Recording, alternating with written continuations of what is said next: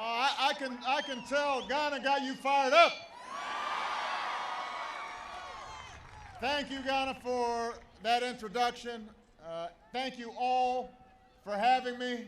It is good to be back in Detroit.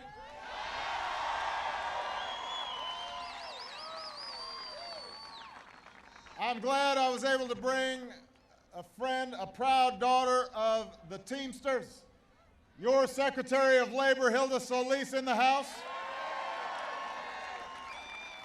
We're thrilled to be joined by so many other friends. I want to acknowledge, first of all, two of the finest senators in the country, Carl Levin and Debbie Stabenow, in the House.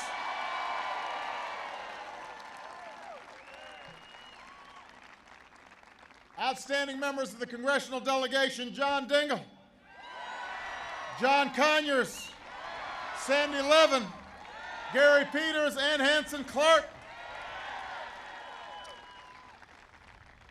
The president of the Metropolitan Detroit Central Labor Council, our host, Sandra Williams.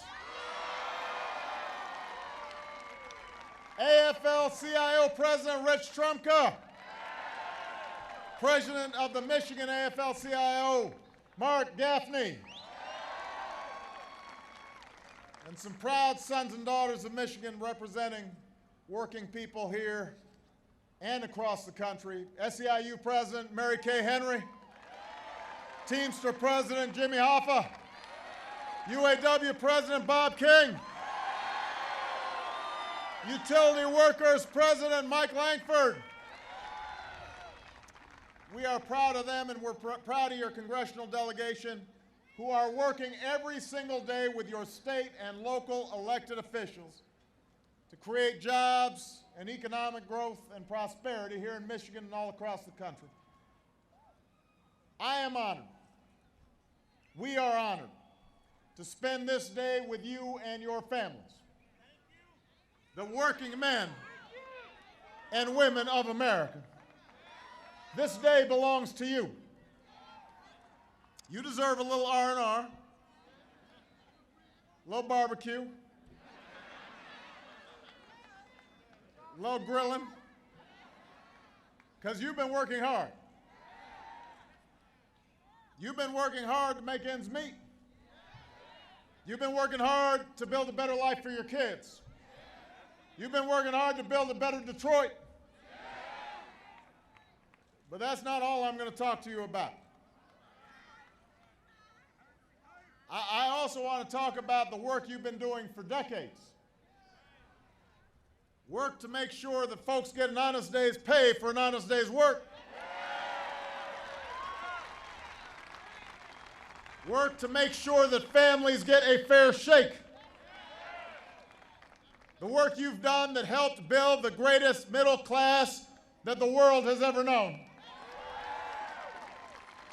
I'm talking about the work that got us a 40-hour work week and weekends and paid leave and pensions and the minimum wage and health insurance and Social Security and Medicare, the cornerstones of middle-class security. That's because of your work.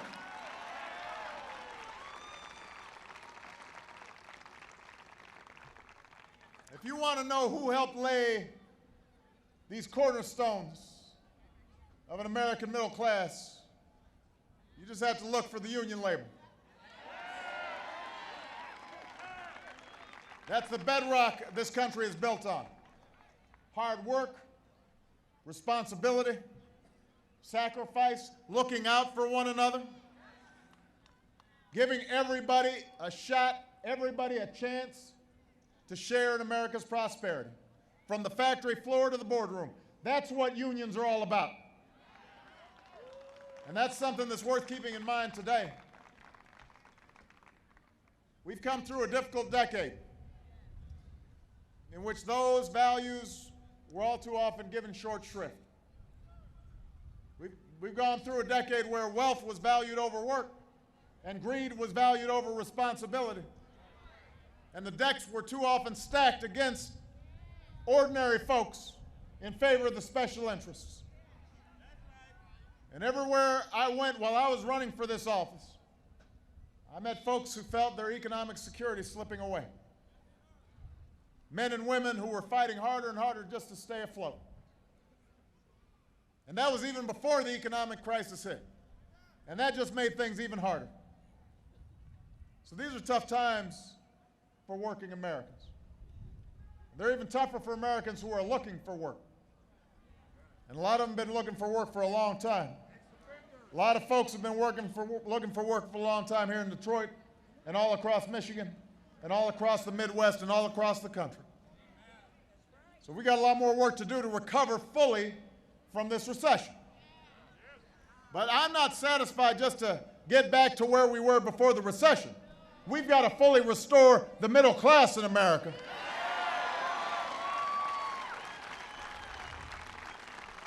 And America cannot have a strong, growing economy without a strong, growing middle class and without a strong labor movement.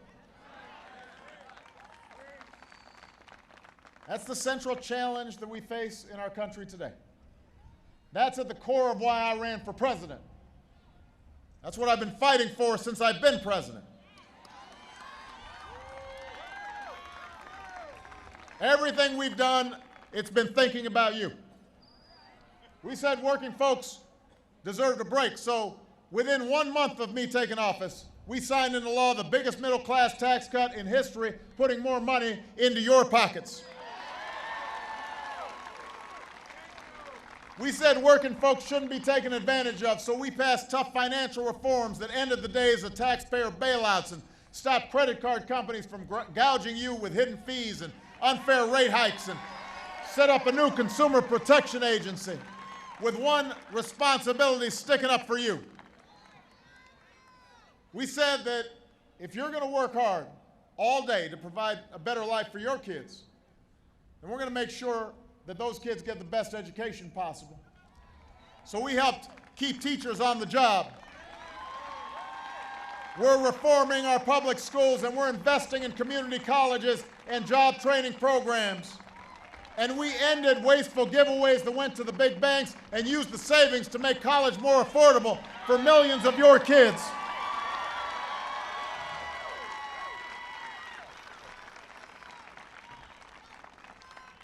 We said that every family in America should have affordable, accessible health care. We said you shouldn't be discriminated against because you've got a pre-existing condition. We said young adults without insurance should be able to stay on their parents' plan. We got that done for you. And here's what else we said, Detroit. We said that American auto workers could once again build the best cars in the world.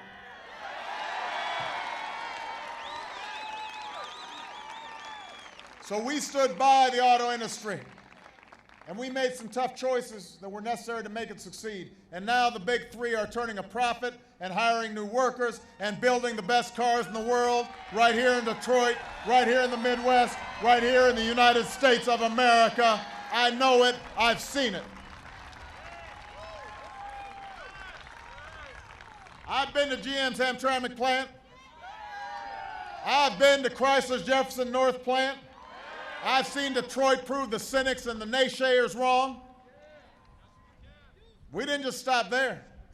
We said American workers could manufacture the best products in the world. So we invested in high-tech manufacturing, and we invested in clean energy. And right now there's an advanced battery industry taking root here in Michigan that barely existed before. Half of the workers at one plant in Detroit were unemployed before a new battery company came to town. And we're growing our exports so that more of the world buys products that are stamped with 3 simple words: made in America.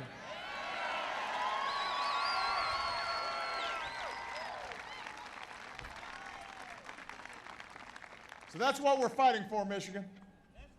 We're fighting for good jobs with good wages. We're fighting for health care when you get sick. We're fighting for a secure retirement even if you're not rich. We're fighting for the chance to give our kids a better life than we had. That's what we're doing to restore middle-class security and rebuild this economy the American way. based on balance and fairness and the same set of rules for everybody, from Wall Street to Main Street. An economy where hard work pays off and gaming the system doesn't pay off. And everybody's got a shot at the American dream. That's what we're fighting for.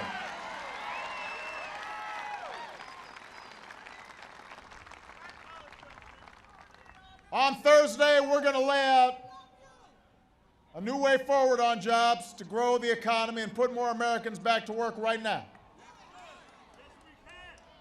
I don't want to give everything away right here, because I want y'all to tune in on Thursday.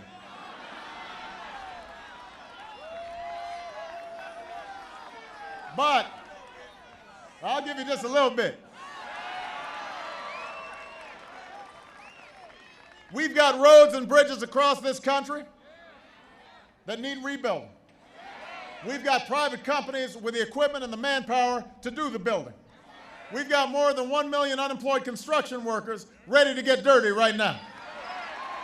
There is work to be done, and there are workers ready to do it. Labor is on board, business is on board.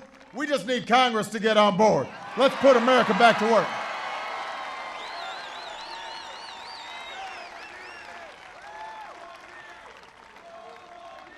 Last year we worked together, Republicans and Democrats, to pass a payroll tax cut. And because of that, this year the average family has an extra $1,000 in their pocket because of it. But that's going to expire in a few months if we don't come together to extend it. And I think putting money back in the pockets of working families is the best way to get demand rising, because that then means business is hiring. And that means the government, that means that the economy is growing. So I'm going to propose ways to put America back to work that both parties can agree to. Because I still believe both parties can work together to solve our problems. And given the urgency of this moment,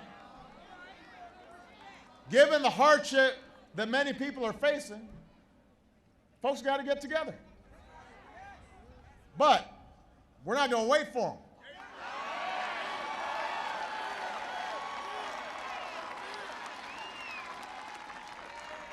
We're going to see if we've got some straight shooters in Congress. We're going to see if congressional Republicans will put country before party. We'll give them a plan, and then we'll say, do you want to create jobs? Then put our construction workers back to work rebuilding America. Do you want to help our companies succeed? Open up new markets for them to sell their products.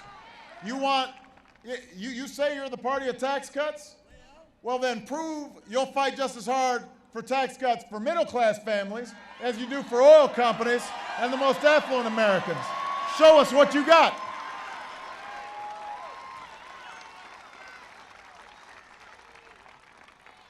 The time for Washington games is over. The time for action is now. No more manufactured crises, no more games. Now's not the time for the people you sent to Washington to worry about their jobs. Now's the time for them to worry about your jobs.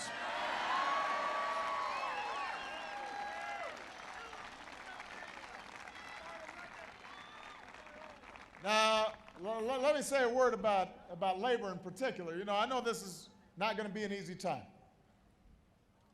I know it's not easy when there's some folks who have their sights trained on you.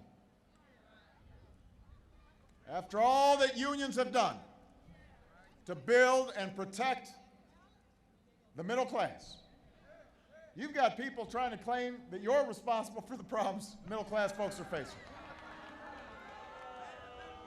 You've got some Republicans saying you're the ones exploiting working families. Imagine that.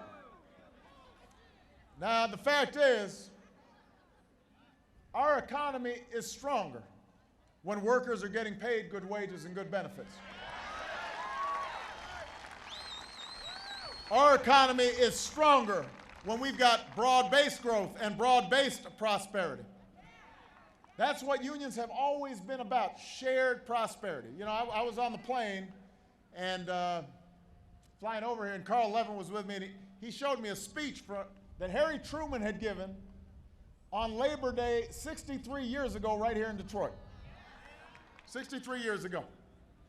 And just to go to show that things haven't changed much, he talked about how, Americans had voted in some folks into Congress who weren't very friendly to labor. And he pointed out that some working folks and even some union members voted these folks in. And now they were learning their lesson. And he pointed out that, and I'm quoting here, the gains of labor were not accomplished at the expense of the rest of the nation. Labor's gains contributed to the nation's general prosperity. What was true back in 1948 is true in 2011. When working families are doing well, when they're getting a decent wage, and they're getting decent benefits, that means they're good customers for businesses. That means they can buy the cars that you build. That means that you can buy the food from the farmers. That means you can buy from Silicon Valley. That you are creating prosperity when you share in prosperity. So when I hear some of these folks trying to take collective bargaining rights away, trying to pass so-called right-to-work laws for private sector workers that really mean the right to work for less and less and less. When I hear some of this talk, I know this is not about economics. This is about politics. And I want everybody here to know, as long as I'm in the White House, I'm going to stand up for collective bargaining.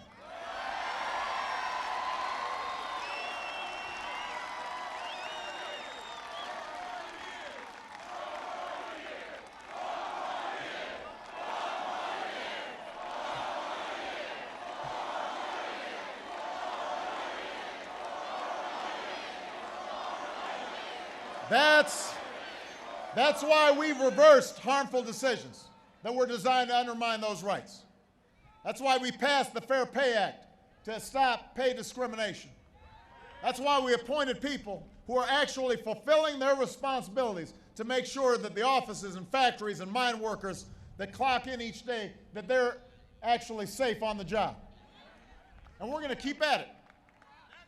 Because having a voice on the job and a chance to organize and a chance to negotiate for a fair day's pay after a hard day's work, that is the right of every man and woman in America. Not just the CEO in the corner office, but also the janitor who cleans that office after the CEO goes home. Everybody's got the same right.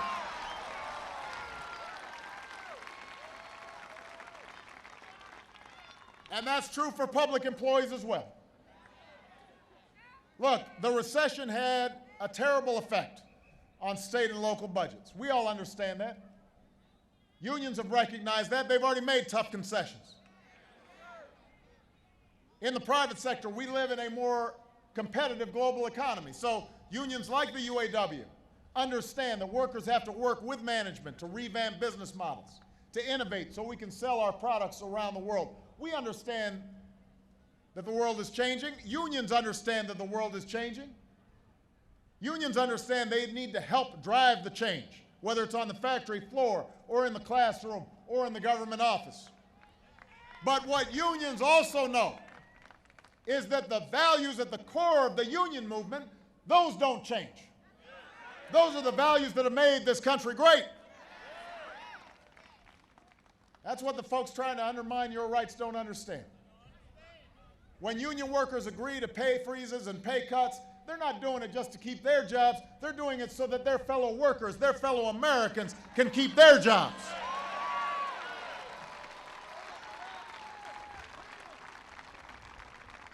When teachers agree to reforms in how schools are run, at the same time as they're digging into their pockets to buy school supplies for those kids, they do so because they believe every child can learn. They do it because they know something that those who seek to divide us don't understand. We are all in this together. That's why those crowds came out to support you in Madison and in Columbus. We are one nation. We are one people. We will rise and we will fall together. Anyone who doesn't believe it should come here to Detroit. It's like the commercial says. This is a city that's been to heck and back.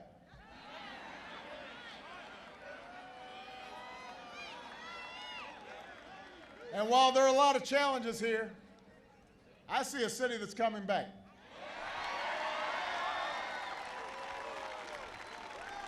You ask somebody here if times are tough, they'll say, yeah, it's tough, but we're tougher.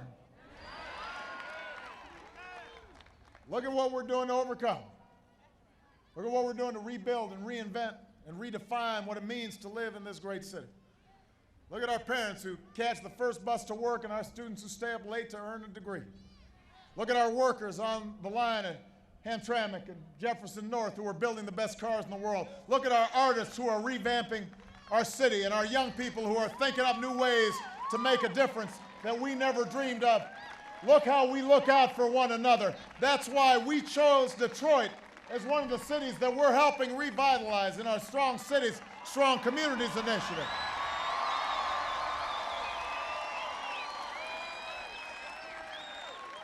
We're teaming up with everybody, mayors, local officials, you name it, boosting economic development, rebuilding your communities the best way, which is a way that involves you. Because despite all that's changed here and all the work that lies ahead, this is still a city where men clocked into factories. This is the city that built the greatest middle class the world has ever known.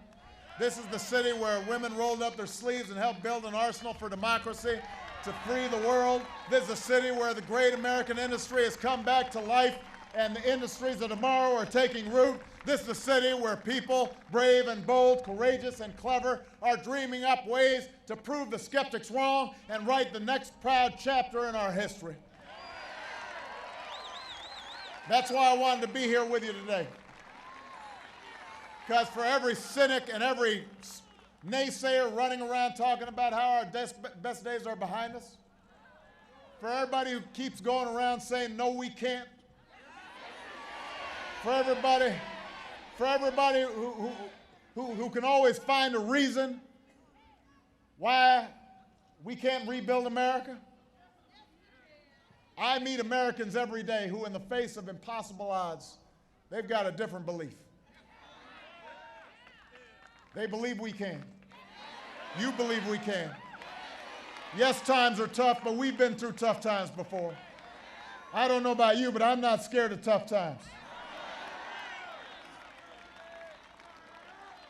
I'm not scared of tough times because I know we're going to be all marching together and walking together and working together and rebuilding together, and I know we don't quit. I know we don't give up our dreams and settle for something less. We roll up our sleeves and we remember a fundamental truth of our history. We are strong when we are united. We're firing all cylinders. The union movement's going to be at the center of it. And if all of you are committed to making sure that the person standing next to you and their kids and their grandkids, that everybody in this city and everybody in this country can unleash his or her potential, if you work hard and play by the rules, you will get a fair shake and get a fair shot. That's the country I want for my kids. That's the country you want for your kids. That's the country we're going to build together. Thank you very much, Detroit. God bless you. God bless the United States of America.